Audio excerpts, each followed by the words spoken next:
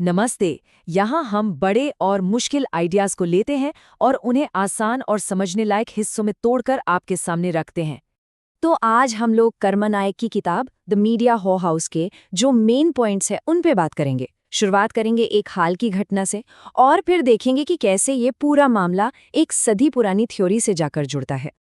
तो किताब की शुरुआत ही एक बहुत ही इंटरेस्टिंग कॉन्ट्रडिक्शन यानी विरोधाभास से होती है। लेखक 10 मार्च 2026 की एक न्यूज़ रिपोर्ट का जिक्र करते हैं और उसमें एक अजीब सी बात की तरफ हमारा ध्यान खींचते हैं। देखिए, एक तरफ तो शांति की बातें हो रही हैं और दूसरी तरफ ठीक उसी समय जंग की धमकी दी जा रही है।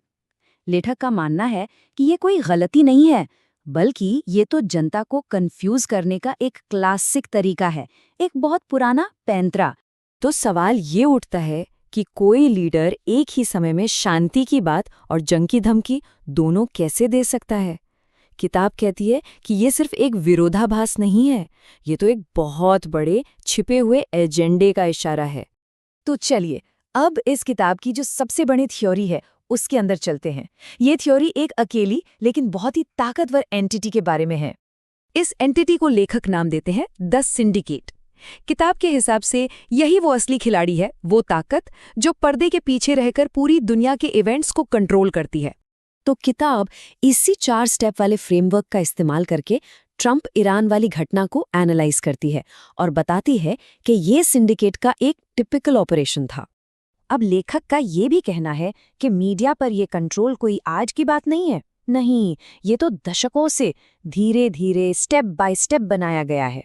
ये टाइमलाइन दिखाती है कि कैसे लेखक के अनुसार मीडिया का सफर बदला। मतलब जो कभी जनता की आवाज हुआ करता था, वो धीरे धीरे सिंडिकेट का एक हथियार बन गया। अच्छा, अब ये स्लाइड बहुत दिलचस्प है। किताब यहाँ मीडिया में काम करने वाले लोगों को अलग अलग कैटेगरी में बांटती है। मतलब वो बताती है कि कैसे अलग अलग तरह के लोग सिंडिकेट के इस नैरेटिव को बनाए रखने में अपना अपना रोल निभाते हैं। और यहीं से कहानी आज के दौर में आ जाती है, डिजिटल दौर में, जहाँ सोशल मीडिया ने सारे नियम ही बदल दिए हैं। तो चलिए देखते हैं कि ये खेल अब ऑनलाइन कैसे खेला जा रहा है।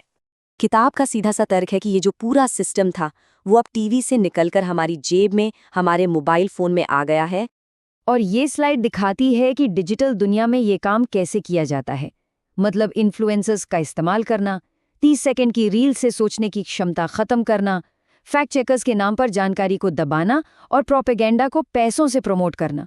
किताब के मुताबिक ये हैं नए जमाने के हथियार। तो इतनी बड़ी समस्या बताने के बाद क्या कोई समाधान भी है? हाँ, किताब आखिर में एक सीधा और एक्शन लेने लायक सल्यूशन भी देती है। तो पॉइंट ये है कि सोर्स एक तरह से डिजिटल सेल्फ डिफेंस का एक पूरा प्रोटोकॉल देता है। इसमें 4 साफ साफ स्टेप्स बताए गए हैं जिनसे लोग खुद को बचा सकते हैं। और ये पूरा सेक्शन एक शपथ के साथ खत्म होता है। ये एक तरह का संकल्प है जो लोगों को एनकरेज करता है कि वो जिस तरह से इन्फॉर्मेशन को कंज्यूम करते हैं उसमें एक सचेत, एक कॉन्शियस बदलाव लाएं। और अंत में किताब इस एक दमदार सोच के साथ हमें छोड़ जाती है। ये एक ऐसा सवाल है जो हमें अपने आसपास की हर जानकारी पर सोचने को मजबूर कर देता है।